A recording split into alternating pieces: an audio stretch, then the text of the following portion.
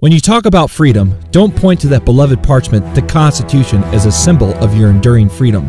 It is a representative of a form of government which seemingly no longer exists in this country today. The Constitution has been thrown out the window, the Republic shoved aside and replaced with a democracy.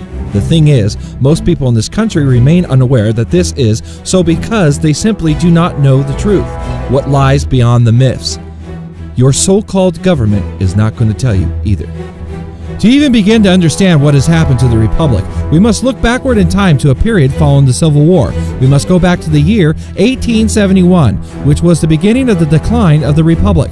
When we examine what happened during that time in our history, we begin to piece together this troubling, perplexing puzzle that is America. Only then should we answer as to whether we are indeed a free people or not. The date is February 21st, 1871, and the 41st Congress is in session. I refer you to the Acts of the 41st Congress, Section 34, Session 3, Chapters 61 and 62. On this date in the history of our nation, Congress passed an act titled An Act to Provide a Government for the District of Columbia. This is also known as the Act of 1871. What does this mean? Well, it means that Congress, under no constitutional authority to do so, created a separate form of government for the District of Columbia, which is a 10 square mile parcel of land. The Act of 1871 was passed at a vulnerable time in America. Our nation was essentially bankrupt, weakened, and financially depleted in the aftermath of the Civil War. The Civil War itself was nothing more than a calculated front for some petty fancy footwork by corporate backroom players. It was a strategic maneuver by European interests, the international bankers, who were intent upon gaining a stronghold on the neck and the coffers of America. The Congress realized our country was in dire financial straits, so they cut a deal with the international bankers. In those days, the Rothschilds of London were dipping their fingers into everyone's pie, thereby incurring a debt to said bankers. If you think about banks, we know they do not just lend us money out of the goodness of their hearts. A bank will not do anything for you unless it is entirely in their best interest to do so. There has to be some sort of collateral or some string attached which puts you and me into a subservient position.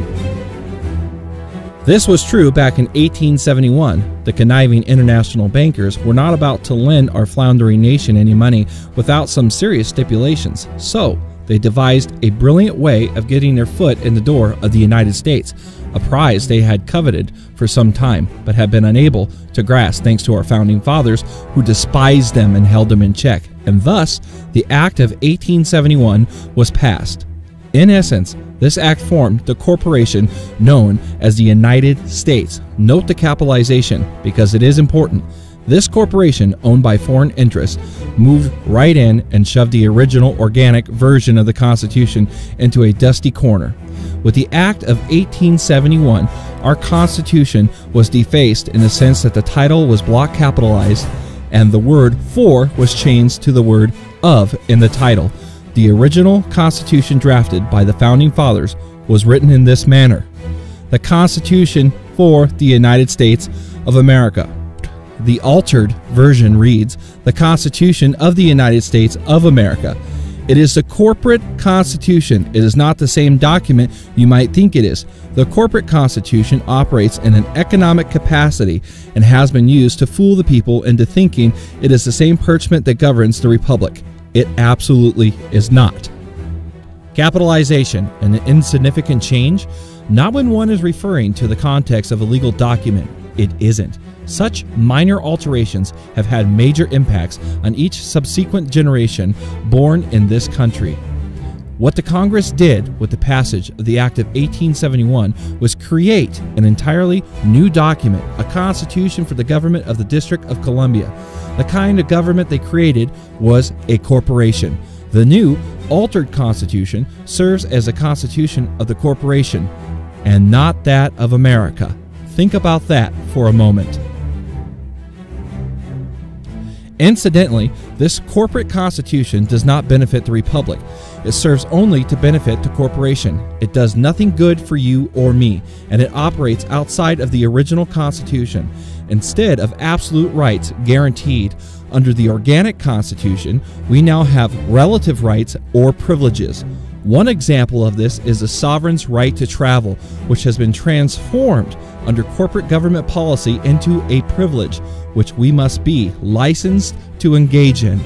This operates outside of the original Constitution. So, Congress committed treason against the people, who were considered sovereign under the Declaration of Independence and the organic Constitution. When we consider the word sovereign, we must think about what that word means. So, what does sovereign mean to you?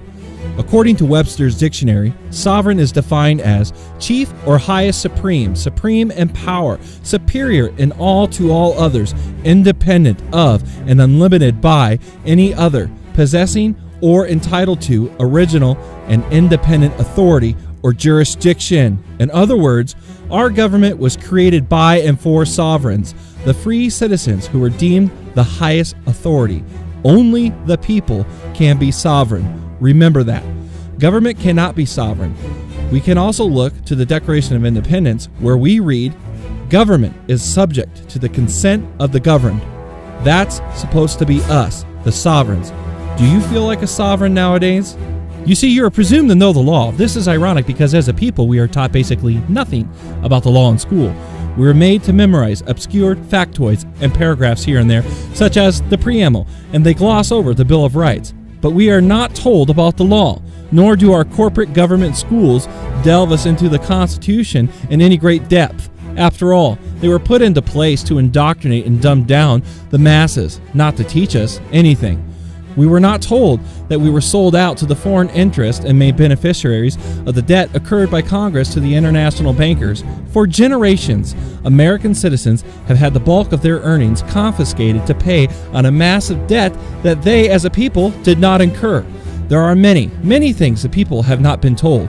How do you feel about being made a beneficiary of someone else's massive debt without your knowledge or consent? Are we going to keep going along with this? When you hear some individuals say the Constitution is null and void, think about how our government has transformed over time from a municipal or service-oriented entity to a corporate or profit-oriented entity. We are living under the myth that this is lawful, but it is not.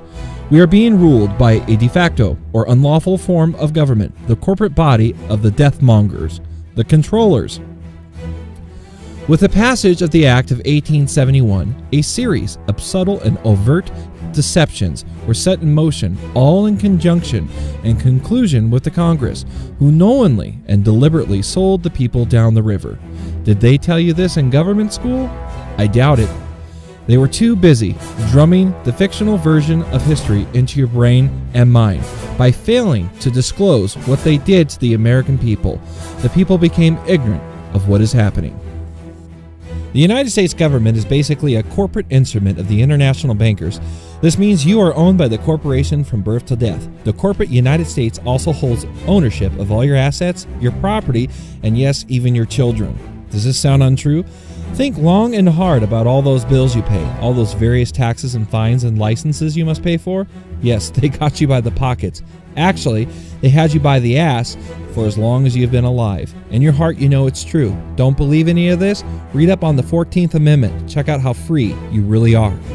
With the Act of 1871 and subsequent legislation, such as the purportedly ratified 14th Amendment, our once great nation of sovereigns has been subverted from a republic to a democracy. As in the case under Roman civil law, our ignorance of the facts has led to our silence. Our silence has been construed as our consent to become beneficiaries of debt we did not incur. The sovereign people have been deceived for hundreds of years into thinking they remain free and independent, when in actuality we continue to be slaves and servants to the corporation. Treason was committed against the people in 1871 by the Congress. This could have been corrected through the decades by some honest men, assuming there were some. But it was not, mainly due to the lust for money and power. Nothing new there. Are we to forgive and justify this crime against the people? You have lost more freedom than you may realize due to corporate infiltration of the so-called government. We will lose more unless we turn away from a democracy that is the direct road to disaster and restore our constitutional republic.